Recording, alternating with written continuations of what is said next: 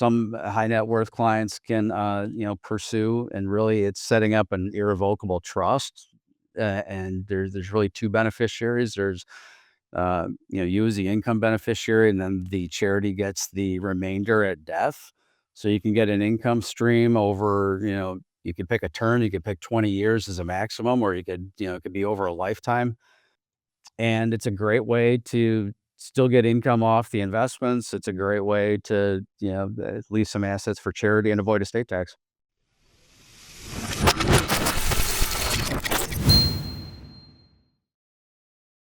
Welcome, everybody. This is Buck Joffrey with the Wealth Formula Podcast, coming to you from Montecito, California. Before we begin today's show, just want to remind you that there is a website associated with this podcast, wealthformula.com. And that's where you can sign up if you are interested in seeing any of our deal flow in the accredited investor club, aka Investor Club. All you have to do is sign up for that club. There's no cost to it. And it allows you to see deal flow, private deal flow that you're not going to see elsewhere.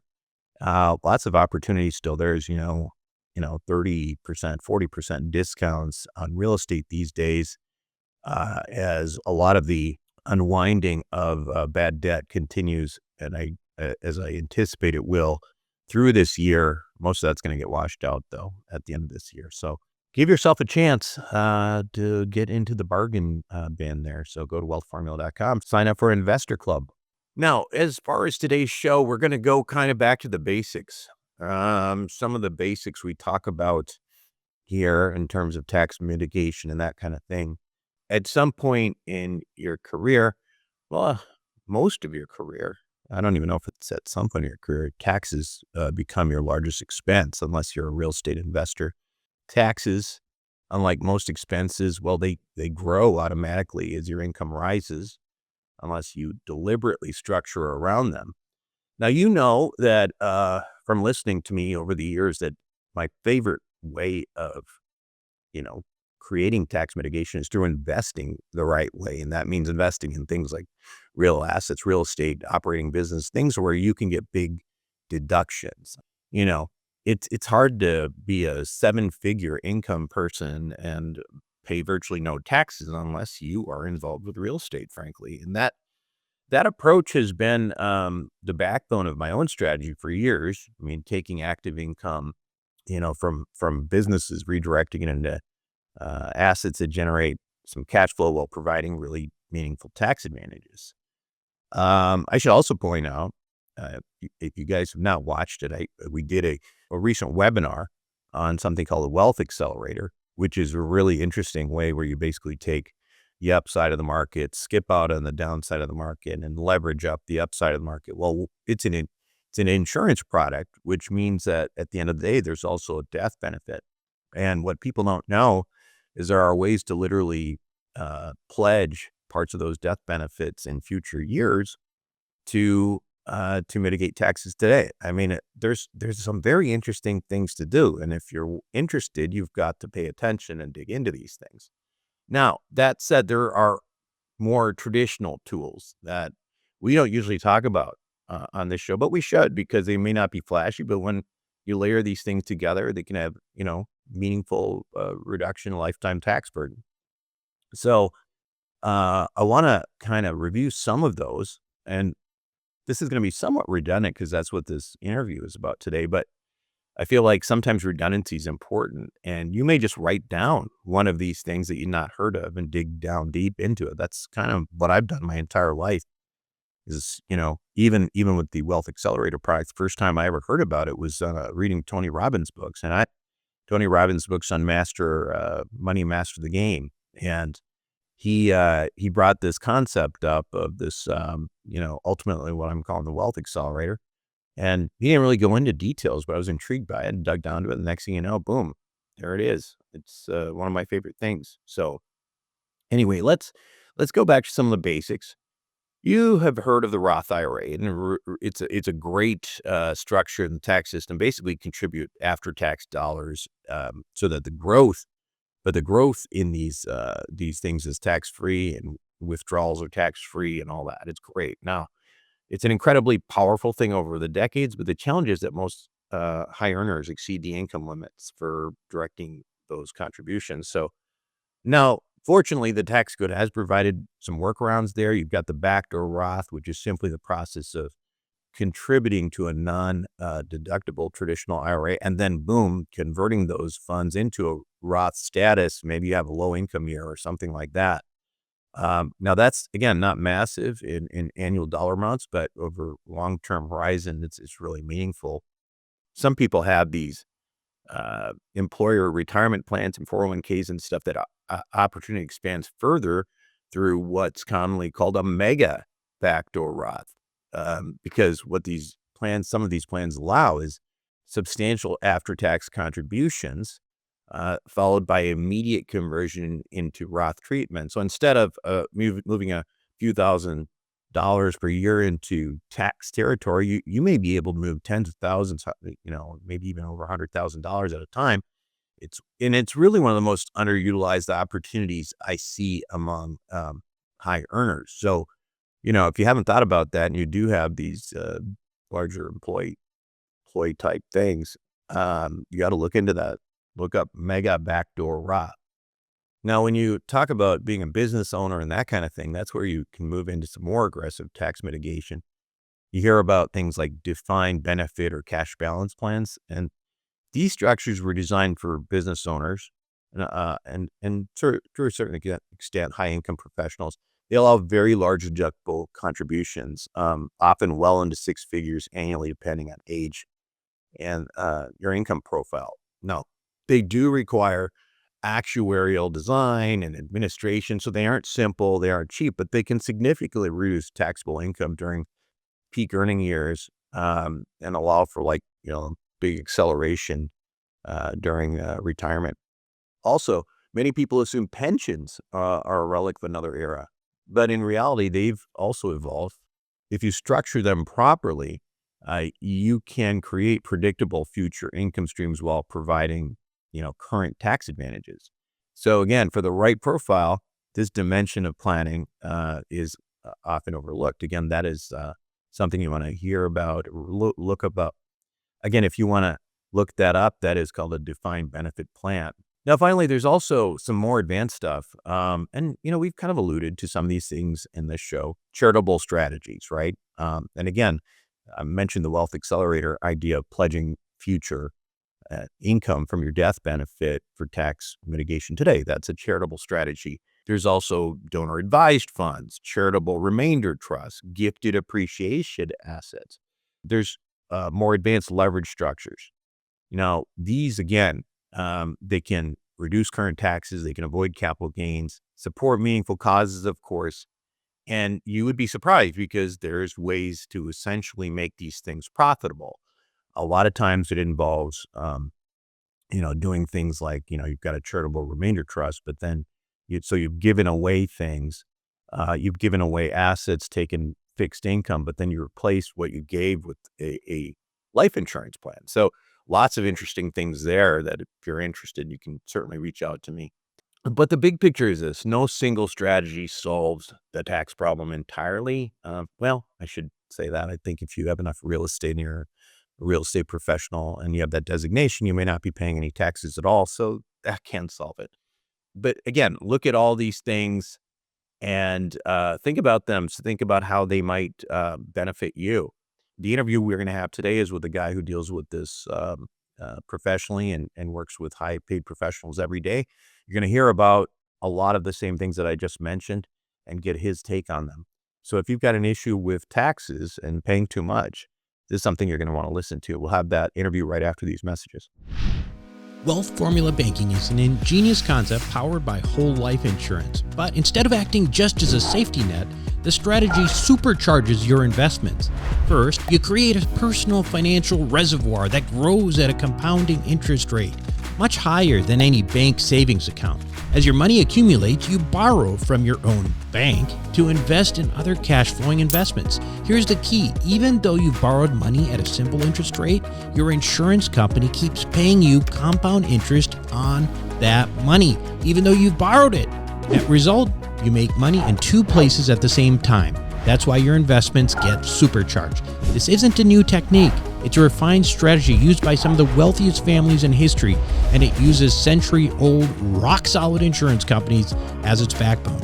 Turbocharge your investments. Visit wealthformulabanking.com.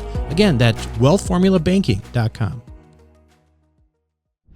Welcome back to the show, everyone. Today, my guest on Wealth Formula podcast is Gary Pattengill. He's a veteran tax strategist, senior vice president, Mizro Wealth Management, with over 30 years advising high net worth clients on tax efficient retirement and estate planning. He specializes in optimizing wealth through tools like Roth conversions, HSAs, charitable trusts, and he's good at translating complex code into clear strategies for people like us. So, Gary, welcome to the show. Thank you. I'm very happy to be here. Thank you. So let's just start out with, just some basics. When you're working with high income or high net worth clients, how do you define advanced retirement planning beyond just maximizing contributions? Yeah, I think it's really looking at the whole spectrum, right? So, understanding what clients looking for, and high net worth is different than a lot of you know typical individuals. You got to look at taxes are really important, right? I haven't found a client yet that wants to pay tax, so um, I think it's also trying to make sure that the taxes are not the primary focus. So things like you know, making sure that we take advantage of vehicles that have appropriate costs, the appropriate investment selection, that sort of thing, right? And then I think beyond that, it's really understanding when do you need the money, right? Is this, do you really have the runway for retirement? Are there immediate needs, intermediate needs, that sort of thing? And then looking at legacy too. So that's a much different, time horizon, but clients hate paying estate taxes too. So you got to look at all of that, I think. What structural mistakes do you often see sophisticated investors making with retirement accounts despite having advisors? That's a really good question. So I think a lot of times it's not fully taking advantage of what's out there. So, I think people tend to understand 401ks and take advantage of that. But it's really knowing what's available to you. If you're a business owner, you may think that all there is, maybe a SEP IRA contribution, which is great. It's simple. You can add, fair amounts to that, or even a solo 401k. But for extreme high earners, maybe those that are over 50, there's other available plans where you can sock away a lot more than that. So I think really not knowing what available options are is one thing, and then two is just um, maybe not having the time or the discipline to really, contribute. Um, a lot of times you see like stock-based compensation and things get missed where, the options aren't exercised, that sort of thing. So I think it's really just being organized and staying on top of what's available to you and really executing it as well. That's really what's important, I think. So let's kind of go through some of the strategies, right? I don't know that we necessarily need to talk about traditional IRAs, but with Roths, for example, maybe we can just start with people obviously can see the advantage in a Roth, but direct contributions are often really unavailable to high earners. Can you explain the planning implications of those limits and maybe some of the strategies like backdoor strategies to fit in? Yeah, for sure. So the Roth, the advantage of that is the tax-free growth and the tax-free withdrawal. So everybody, wants to be able to participate in that, right? But there's income limits with a traditional or beg your pardon, Roth IRA. You have to make under 150,000 if you're single, 250,000 roughly if you're married. So that limits a lot of people. There's Roth 401ks. A lot of plans offer that now, where it doesn't matter how much you make, you can actually still participate if you have a company sponsored plan that allows that. Whether or not you should is another story. If you're in a top tax bracket, it may not make sense if you're going to be in a lower tax bracket later on. So I think careful planning really is warranted there to figure out where should that money be going. Um, you mentioned the backdoor Roth. That's available to certain individuals if they don't have any outside IRAs. You can make a non-deductible contribution to a traditional IRA and basically immediately convert it to a Roth and avoid having tax. Can you talk about that in a little bit more detail? Because I think there's also an element there that helps people put more money into it than you might usually be able to. Yeah, sure. So, one of the things that you hear about sometimes is a mega backdoor Roth. So if you have a 401k plan that allows it, it's really plan specific, but you can put in after-tax 401k contributions, so that means you're not getting a deduction on that.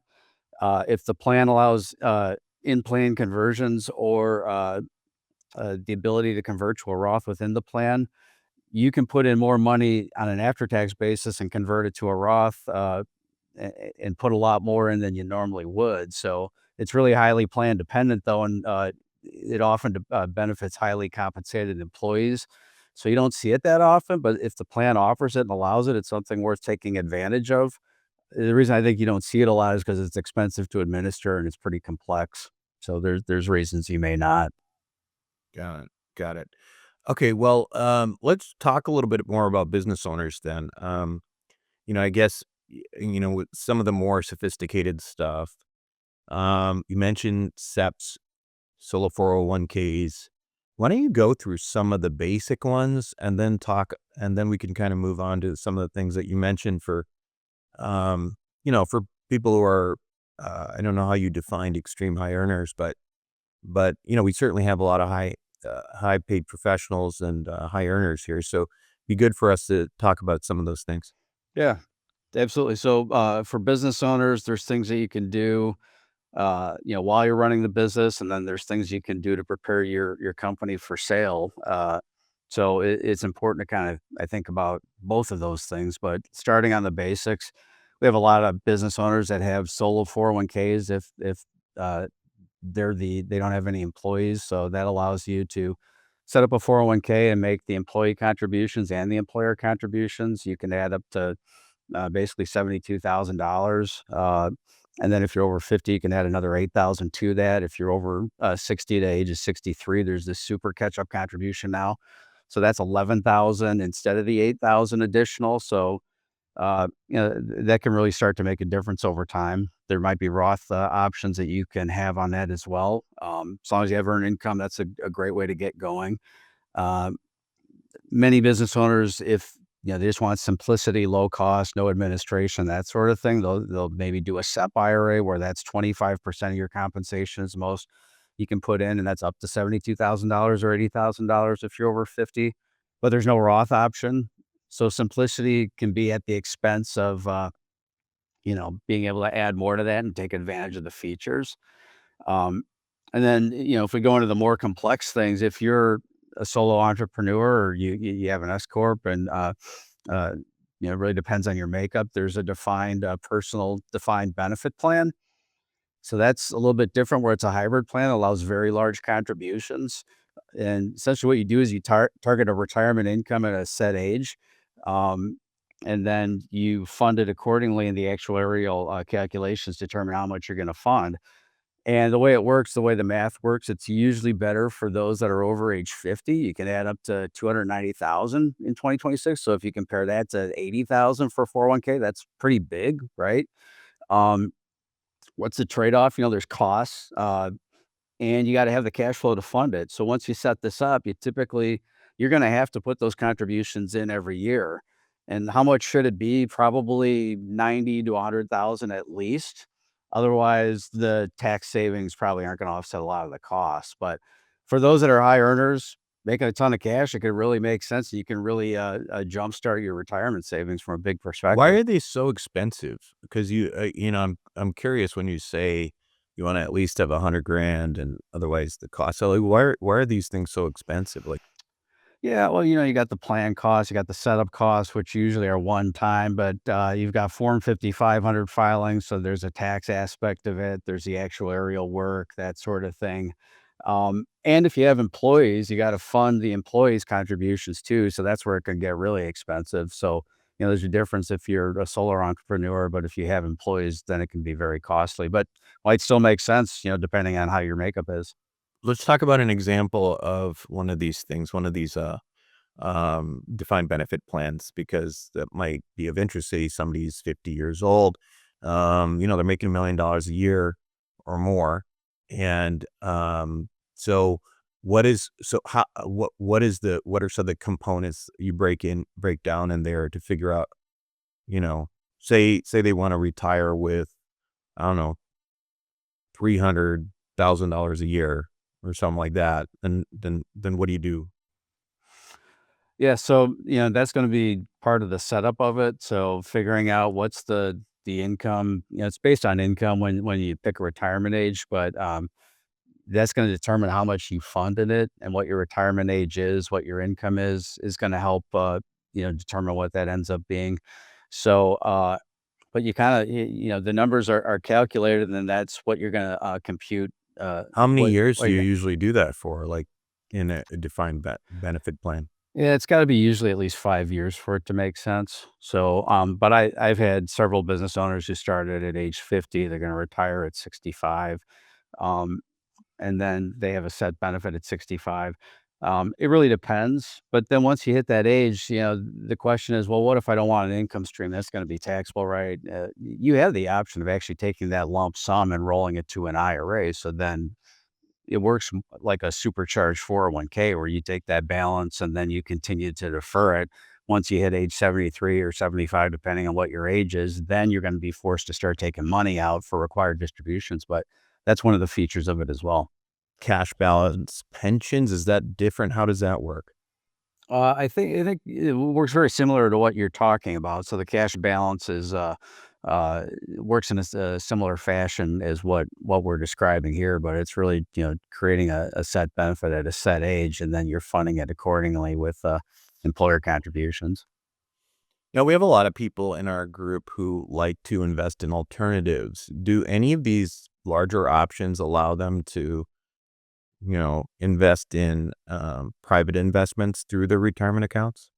Not that I'm aware of, at least the ones that we typically work with, so that's one of the downsides to this. So, generally what you're gonna have to do if you wanna have alternatives in a retirement account is setting up a self-directed IRA. So, that's just, a specialized, retirement plan that allows you to invest in alternatives. Uh, there are a few custodians out there that will allow this, but, you can invest in real estate, you can invest in private investments, private equity, private debt. You can do, things beyond stocks and bonds. Essentially, you can do crypto. Um, so that's a way to get access. There's pros and cons to that too, right? There's no free lunch on anything, but I had a client who had a self-directed IRA who had farmland in there. There's some really tricky rules, and you got to really be careful to not run follow that. Uh, and it's the self-dealing rule. So, like for example, if you want to buy a vacation home and you want to have that in the self-directed IRA, you decide to go use it for a couple weeks, you've just violated the self-dealing rules. You can't have it for personal reasons. So you got to be careful with that. There's just a lot of things that you have to watch out for it. I mean, if you think this is a set and forget investment, it's really not because the custodian takes no responsibility. You're the one that has to do the due diligence and the research for that. But, if you're you're well versed in that, you're willing to take the risks and it can make sense in certain situations, then, you can really benefit from that. Um, there's also potential tax issues that could go wrong. So you really have to work with a CPA that knows what they're doing. I mean, if you have unrelated business taxable income, if or debt income, if you use debt with your real estate acquisition. So there's just a lot of things you got to watch out for. Well, let's talk a little bit about some of the other advanced strategies. Let's talk a little bit about charitable. You hear about things like donor advised funds or charitable trusts. Can you talk about those?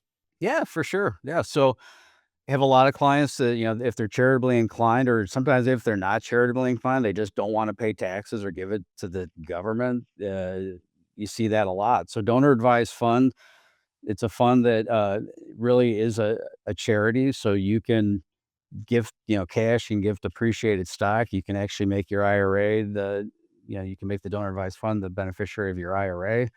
Um, and the donor advised fund receives the assets, you get the charitable deduction.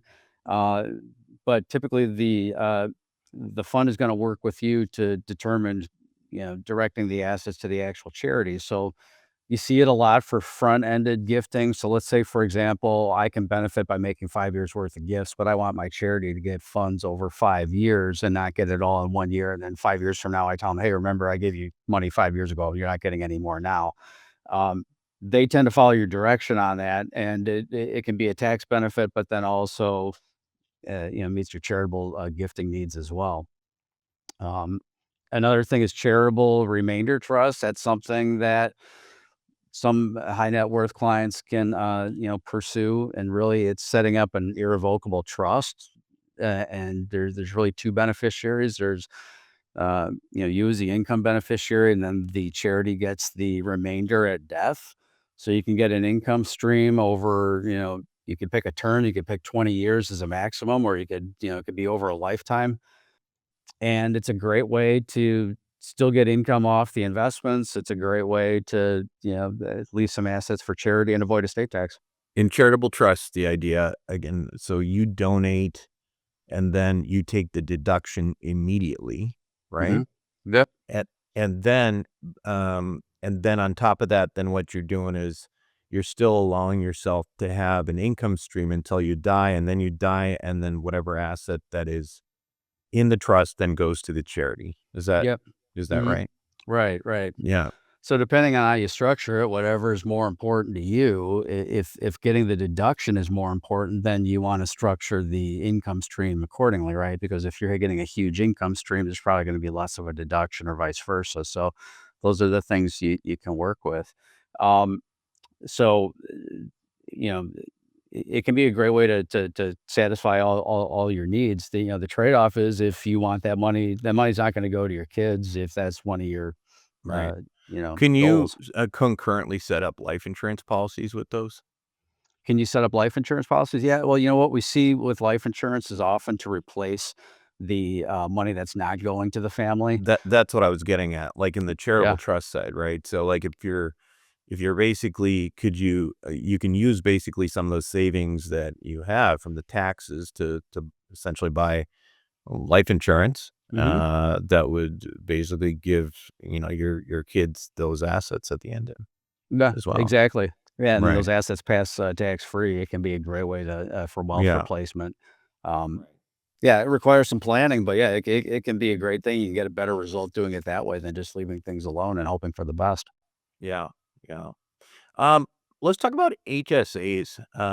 Sure. Well, before we talk about HSAs, any other sort of advanced stuff that around charity or anything other thing that, the seven-figure earner might find interesting, useful that they don't might not know about?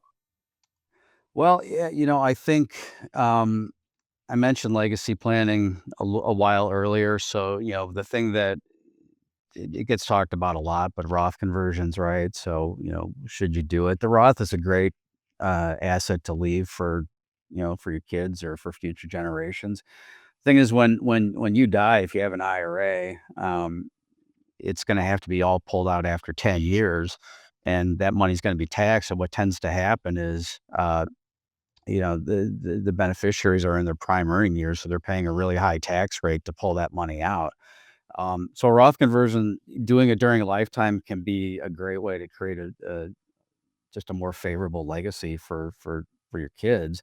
Even if it doesn't benefit you during your lifetime, you got to run the math to see if it makes sense or not. But uh, that's a tax-free asset for your kids. They pull it out tax-free, and that money can grow for decades and be a very sizable asset later on. So that's one thing to maybe think of a little bit about.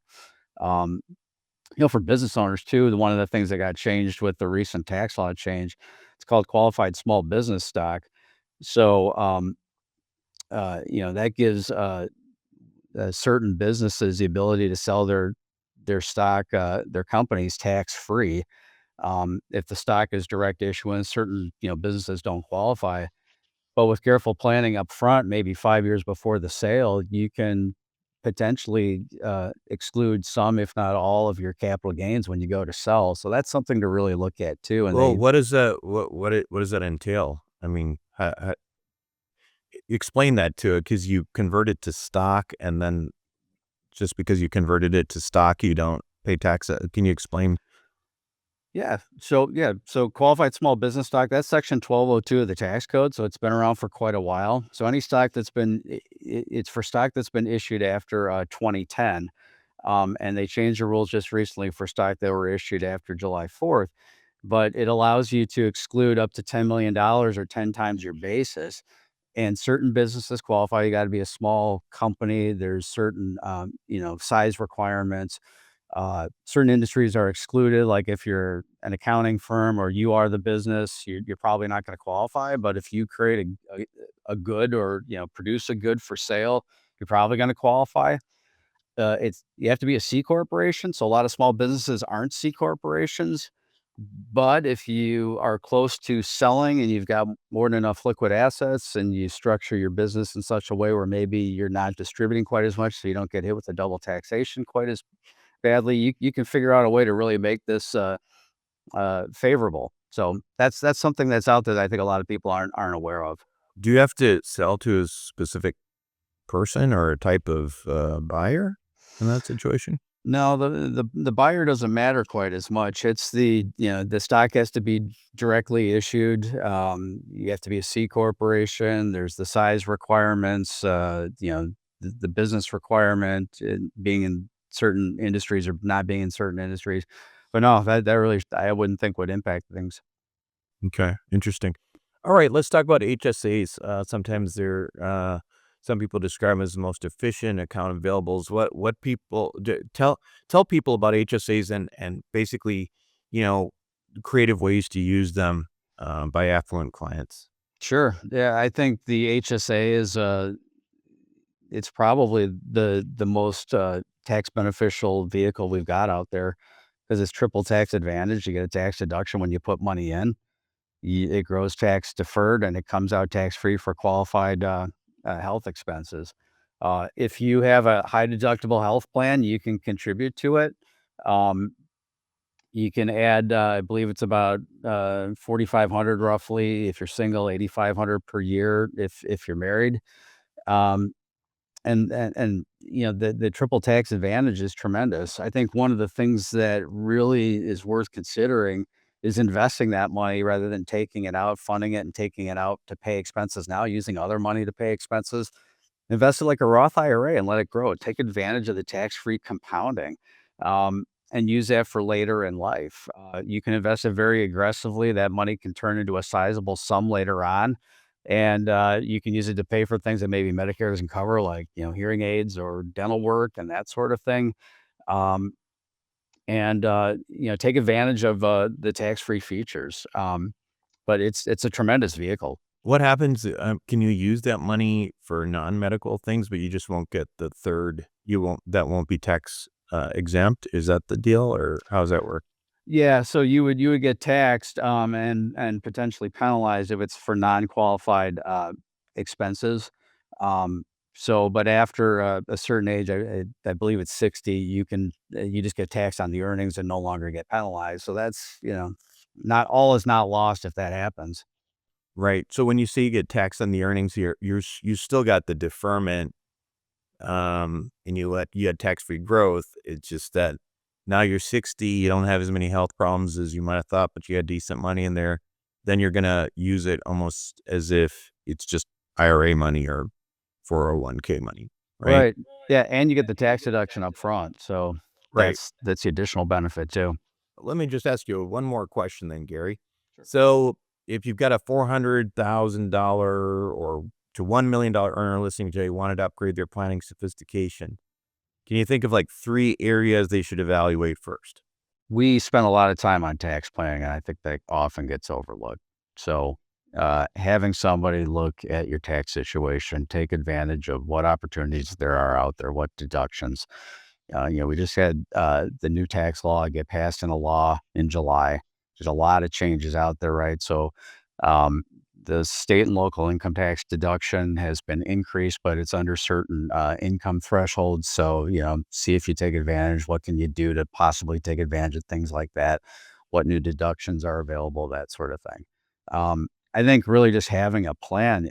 High earners, high net worth. A lot of times they just don't have the time. It's really hard to get to your own stuff. You're running a business or you're running a company or you're an executive, you're a highly compensated key employee.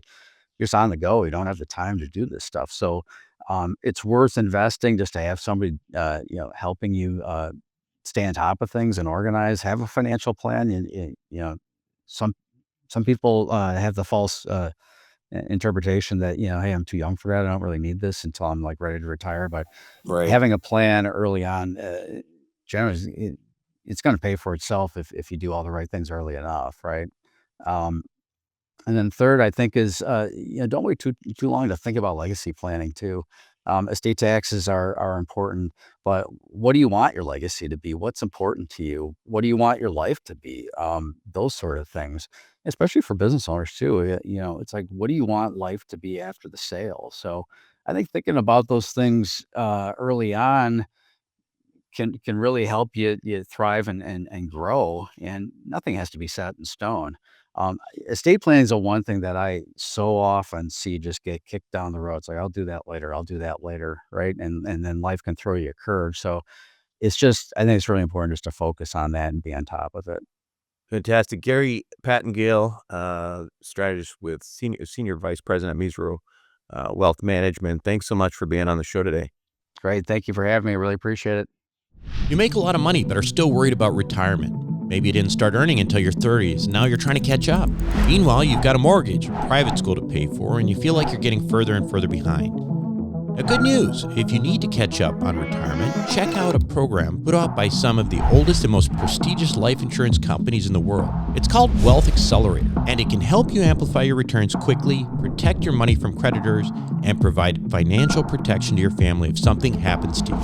The concepts here are used by some of the wealthiest families in the world, and there's no reason why they can't be used by you. Check it out for yourself by going to wealthformulabanking.com.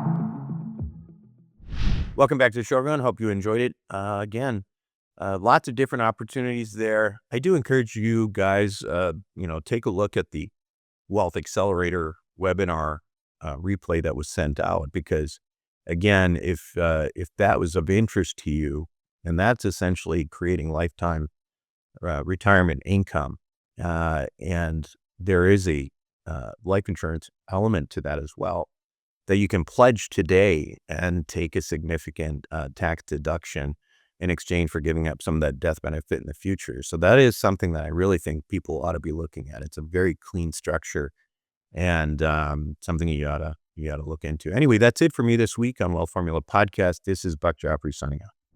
If you want to learn more, you can now get free access to our in-depth personal finance course featuring industry leaders like Tom Millwright and Ken McElroy.